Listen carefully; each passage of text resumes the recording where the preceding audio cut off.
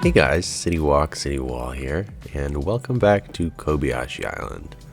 This episode, we're going to be taking another look at the Kobayashi Crossing area.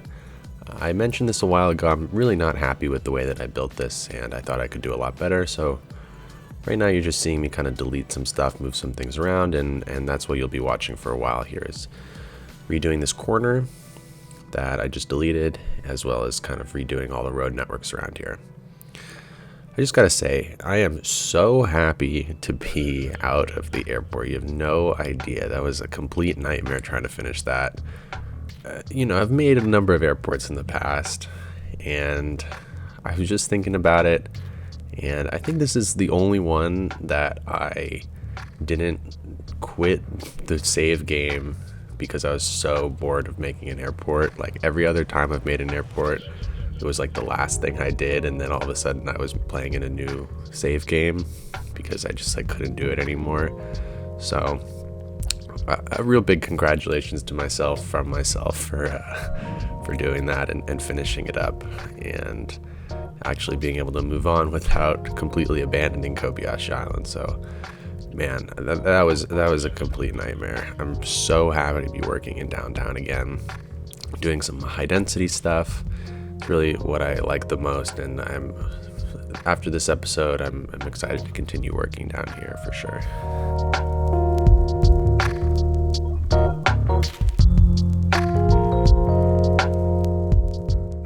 The other thing that's just so awful about the airport that I only realized once I came back to downtown is it put me really, really, really close to the prop limit. I was at probably around 30,000 of the 60,000 allowed props before I did the airport, and by the time the airport was done, I think I was at 58, 59, 60,000 of the of the allowed props. So I was very, very close to not being able to place down any more props. And what I did in order to deal with this, which maybe wasn't the smartest thing, and now I'm stuck with it, is I went through the airport and turned pretty much everything that I placed down into a procedural object so that it wouldn't count towards the prop limit. So right now I have about 30,000 procedural objects in Kobayashi Island. Most of them are over by the airport, so going over and looking at the airport is pretty impossible. I mean, you can go over there, but the frame rate gets so bad. And now it takes like 20 minutes to open Kobayashi Island, the save game, every time I want to open it because of all these procedural objects. And the save game file is absolutely huge. So it's kind of a really, this airport has created a lot of issues for me. And I was planning on going and doing a good amount more work on that side of the island, but with the airport over there, it being a huge frame rate suck, I don't know how much I'm actually going to be able to spend all that much time over there. I don't know how I'm going to be able to do it because it's impossible over there, and even it affects it over here. Like using the move it tool has become very slow because of all these procedural objects. It takes a long time to raise things and lower things, so everything in my game is slowed down a bit. I've turned down some settings, some graphic settings to kind of compensate, but it's kind of sad.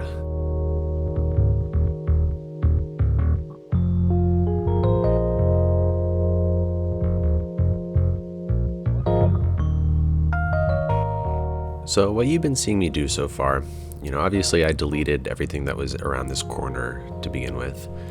And I decided what I wanted to do is have this train station be underground and have kind of like an underground parking entrance that goes under these buildings that I downloaded recently. And kind of make this into sort of like a shopping center or something, where there's a main entrance on the front side where Kobayashi Crossing 5-way intersection is, and then there's this back sort of walkway, alleyway area with a bunch of different shops and things. And one of the things I did before this episode was I went through the workshop and downloaded a ton more signs and billboards, and I got some really great kind of larger billboards that you saw me towards the beginning use procedural objects to make them really, really, really big on the front of the building, and then on the back side of the building, I also got a bunch of these kind of more vertical, I think they're called Hong Kong billboards, where they're very vertical shaped and go on the side of the building. So I put a ton of those on the back side. And now what you're seeing me work on is the actual Kobayashi Crossing intersection and road networks around it. So this was probably the single thing that I had the biggest problem with since I made this area. I really didn't like the way that this intersection looked, the way I had it, where it was just like a 5-way intersection with slip lanes, and there were like trees on these like little islands. It just didn't make any sense to me, especially like, you know, going back and trying to think like, why is this all here? You know, I remember my reasoning being, oh, you know, this is more of a driving intersection, but that doesn't make any sense. This should be a pedestrian friendly intersection. So what I've done is, rather than having it be a 5-way intersection, I made it a 4-way intersection and took the one street that I thought was probably the least important and had it just sort of, you can see it down at the bottom there. One side of it goes and just makes like a right turn and is forced to go in a particular direction, and you can also only enter it from a particular direction. So that street has become much less important, and it's sort of like a 4-way intersection plus like a little bit now. And so what I'm going through and doing now is covering up a lot of these medians so that it really, that street where it meets the other ones really only has the option to make right turns. You can't kind of cross over into the other parts of the other, you know, into the other directions and enter the intersection over there. And the general concept here was, I'm using the Traffic Manager Presidential Edition mod to delete the ability for citizens to cross these intersections. And then what I'm doing is I'm placing down my own decals for crosswalks and putting down my own invisible paths so that the citizens will only cross where I tell them. And the cool thing is the invisible paths have different widths, so you can have like very skinny invisible paths or very wide invisible paths. So I'm using really, really wide ones to go along with these really wide crosswalks so that the citizens will actually cross over a very large width of, you know, the full crosswalk. And what I wanted to do was have this island here that's kind of created by the one street that doesn't fully enter the intersection be sort of like a big area where you could, you know, cross from anywhere to anywhere else. It's like the main like crossing area of the intersection, sort of like how Times Square in New York has like a big island or a couple big islands in the middle of the intersection where a lot of people end up hanging around over there because it's like right in the middle and you can get to any other part of the intersection from there. And the reason that that's so busy is, you can see me now, I'm placing down a bunch of crowd generators, so that's part of it, but it's also because one of the ways that you would cross the intersection, I deleted the crosswalk there, and because I realized that for that particular direction, that's where the mall that I had originally built has like an overpass, so I wanted people to, if they were going to cross the street, to go into the mall, up over the overpass, and then down. And so that way there's like a little bit more right of way given to the cars here, just slightly. It's not like 100% pedestrian friendly, and it also like would force people to go into the mall, which I think is sort of interesting. So now what you're seeing me do is just kind of do some decal work on these roads in this intersection. Like I said last episode, doing decals on roads is probably my, you know, the single thing that I'm like worst at in City Skylines. So I'm trying to get better. You know, it's very difficult for me to do. It's like kind of boring if you ask me. Like, I don't find it particularly interesting, so I try to avoid it if I can. But I felt like Kobayashi Crossing here is one of probably the biggest, most important intersection on the whole entire island. So felt like it needed really to be kind of finished and have decals and lane markings everywhere, so I'm just decided to go through and do that there.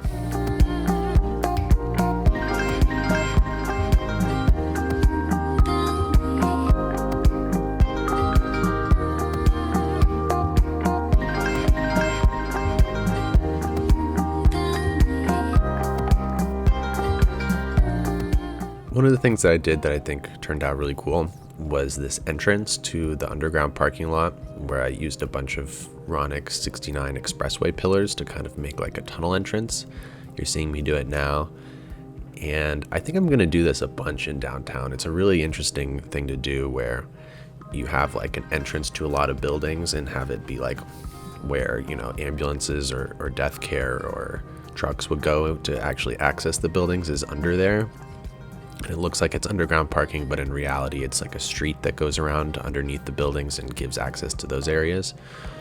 So I think that's a pretty cool thing to do, and I'm definitely trying to do it some more.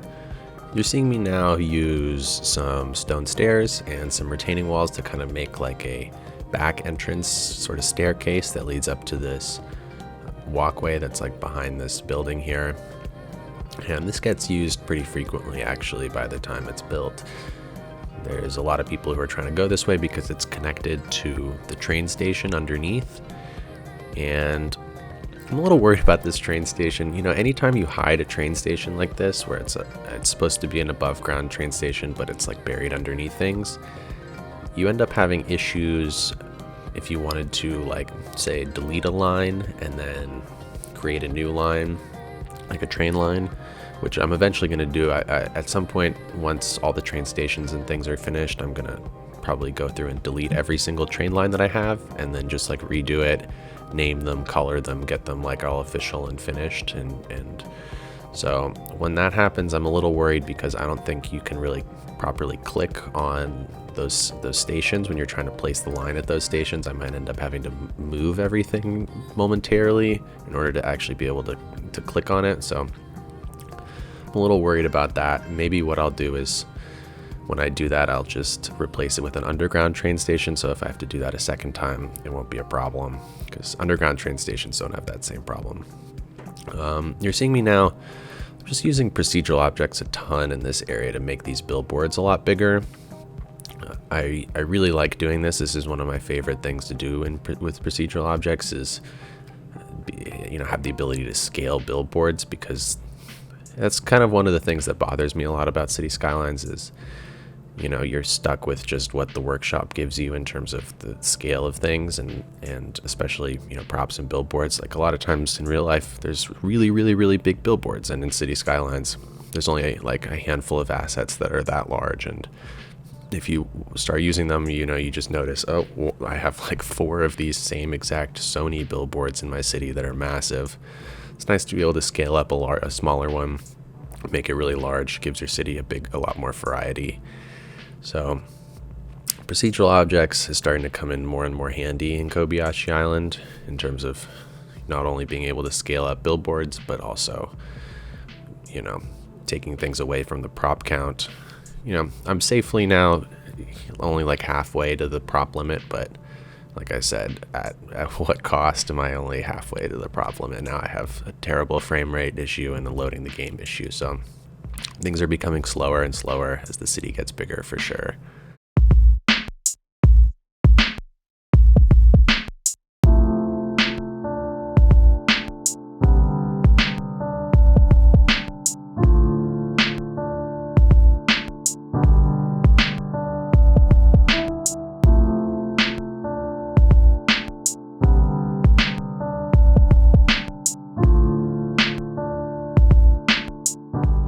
The last thing that I work on this episode is sort of this area that's along the train line here, kind of along where the park is. And I said a while ago, I think in the city tour, how excited I was to do this particular little area here, because it makes it so that the central park is fully surrounded by buildings. And this was like a goal of mine for a really long time, was to get this done so that you could really see what the central park was going to look like once it was like actually a central park, in the center of stuff, and not just kind of like on the edge of the city, or a park in the middle of nowhere like it started out as. So this was pretty cool to see how this all looked and functioned. And what you're seeing me do right now is place down that PlayStation billboard. It's an animated one. I went through and downloaded a bunch of different animated billboards, and they look really cool. I really like them. I'm kind of amazed how few there are on the workshop, to be honest, because, you know, like I mentioned before, I made an animated billboard, and I'm going to do a little live play at the end here and show you guys it and put it into the city officially. It's not very hard to make an animated billboard. I really feel like more people who are asset creators who make billboards and things could make an animated billboard very easily, very quickly. It doesn't take much more effort than making a normal billboard. So maybe what I'll do at some point is make a tutorial for how to do that or something like that, because there should be more animated billboards in City Skylines, more animated anything, because you can make any prop animated, and there's a lot of cool stuff you could do with it, I think, that aren't even signs or billboards. I feel like there's a lot of interesting, unique things that you could animate in terms of props and buildings that aren't, so I think that'd be cool. So this last little thing here, I also, you know, this episode went through and downloaded a ton of skyscrapers because I want, you know, to add a lot more into this downtown. I didn't really have very many more subscribed to. So you're going to see me in a little bit here add in a new skyscraper and detail it up just a little bit. I didn't actually finish detailing it 100%. I'll get back to that in a later episode, I think, once I figure out more what's on the far side of that area, what kind of detail is going to work over there, because the skyscraper I put down is pretty big, and I'm actually amazed. It's pretty cool. The asset that I found fits perfectly into this little area that's in between all those freeways there. There's like kind of that little, you know, circular curve shaped area, and this skyscraper fits so perfectly. It's really cool. I do think I kind of have to be sort of careful about not placing down too many skyscrapers. I think, you know, especially taking some inspiration from a Tokyo style city where it's, you know, the skyscrapers there are very pockmarked. I think having a lot of room between the pockmarks is really crucial in order to see down to lower levels of the city, you know, street level. Having a lot of skyscrapers sort of blocks your view from that. So I do think as I'm building this downtown from here on out, especially where it's going to be very skyscraper intensive, I need to be careful of that. So that's about it for the time lapse here. I'm about to jump in game real quick and just kind of show you guys this new billboard that I made and place it down into the city, and also just show you what I built this episode. So be back in a sec.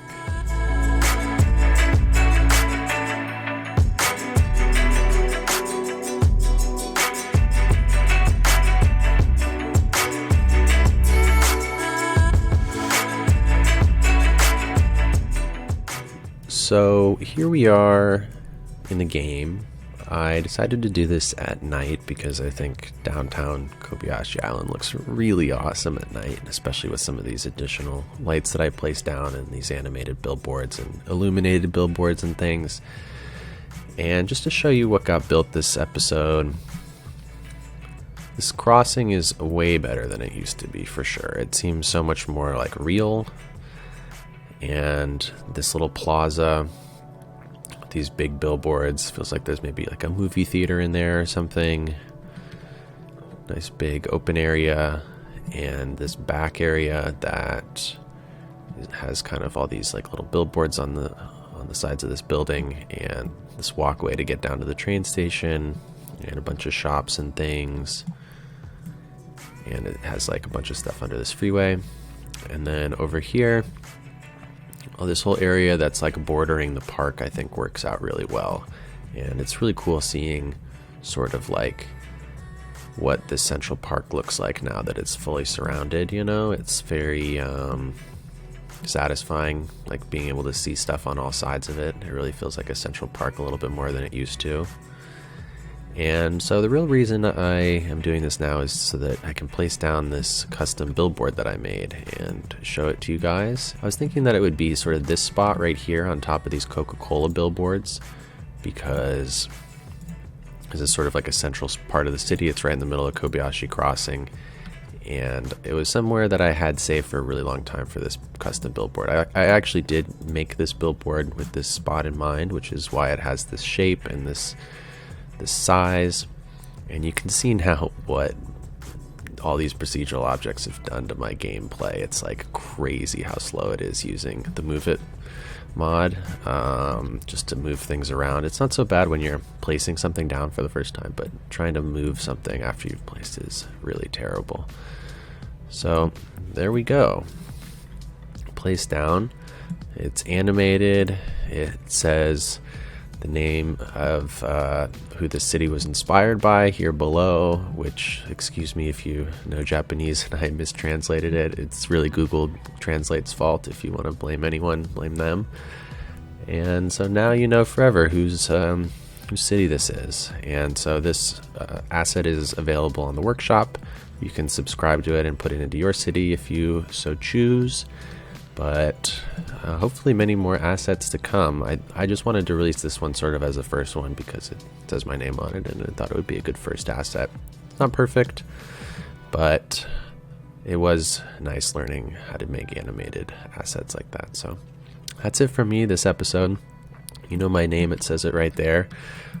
Hopefully you guys have a nice rest of your day, and I'm really looking forward to next episode. I think there's going to be some really, really awesome stuff that gets placed down for the first time next episode. So look forward to that, and I'll see you all next time.